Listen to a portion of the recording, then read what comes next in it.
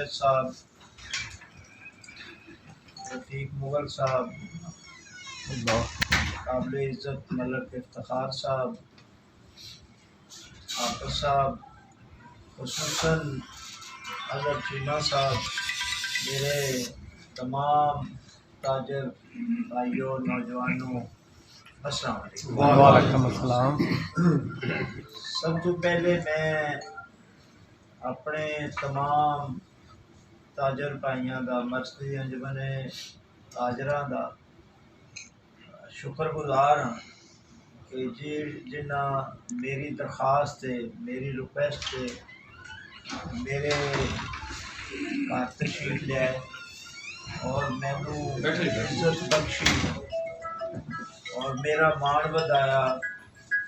میرا سر فخر نہ بلند کیتا، میں انہاں دا بے حد شکر گزار۔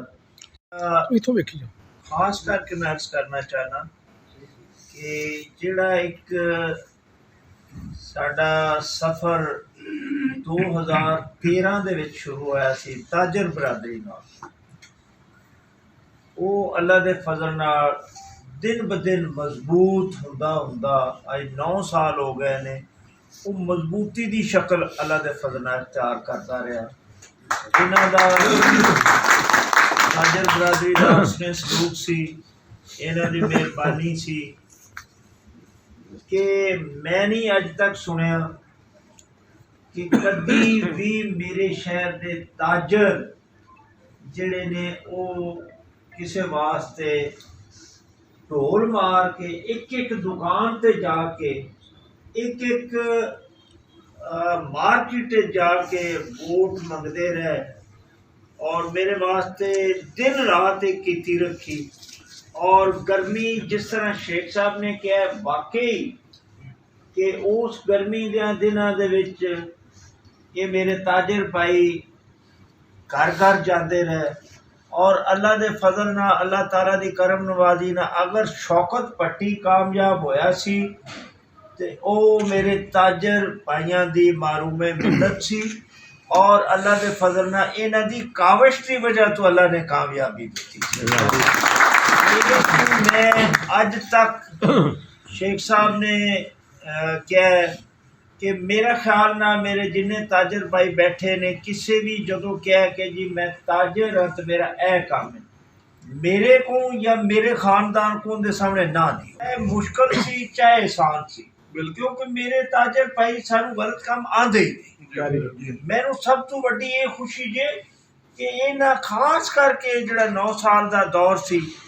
کسے تاجر بھائی نے، کسے ساڑے دکاندار نے، کسے انجمن تاجران نے، کسے بازار دے میرے صدر نے یا جنرل سیکٹری نے، میرے کسے ساتھی نے، میرے کسے بھائی نے آج تک غلط کام نہیں کیا۔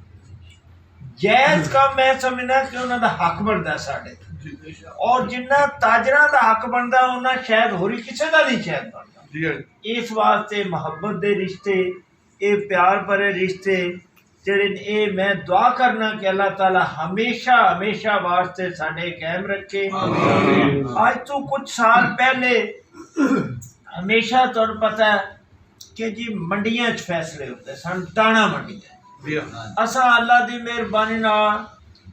جڑا ہے او فیصلے دانا منڈیاں تو لیا کے تاجراں دے ہاتھ وچ لیا اور تاجراں دی عزت نفس دا خیال رکھیا، تاجراں دے حکم دی تعمیل ہمیشہ ہوئی، اور جتھے بھی ساڈی گیدرنگ ہوندی سی DBIP تاجراں نوں اسی اب سمجھنے کہ تاجر ساڈے بھائی ساڈے کول ایک پھلاں دا گلدستہ نے، تے جنہ چر ساڈے کول پھلاں دا گلدستہ ساڈے نال نہیں سی ہوندا اسی اس محفل نوں ادھورا ہمیشہ سمجھدے سا، اور ہر محفل دے وچ اپنے تاجر بھائیوں نوں اساں نال پایا اور میرے خیال سے اور لوکاں نوں چائے پیائیاں، پانی پیائیاں رستیاں دے وچ، اور لوکاں نوں باہر تو آن والے نوں ویلکم کیتا، اور ساڈے جلسے اللہ دے فضل نال، اللہ تعالیٰ دی کرم نوازی نال تاجراں دی وجہ تو اللہ نے ساڈا جڑا ہے نا او امیج جڑا او بہتر کیتا، اور حافظ آباد دا نام عمران خان کراچی بھی ہوندا سی تے عمران خان حافظ آباد دا، اگر سیالکوٹ ہوندا سی عمران خان تے حافظاباد دا نام لیندہ سی۔ اور ساتھیو میں عرض کرنا چاہنا کہ اساں بھی تواڈے ووٹ دی عزت ودھان واسطے ذات دا لالچ نے جے کدے کیتا، کدے تو سوچا کہ جے تساں ساڈے تے مہربانی کیتی سی تے اساں اے نہیں تانوں کھوایا کہ اے بھائی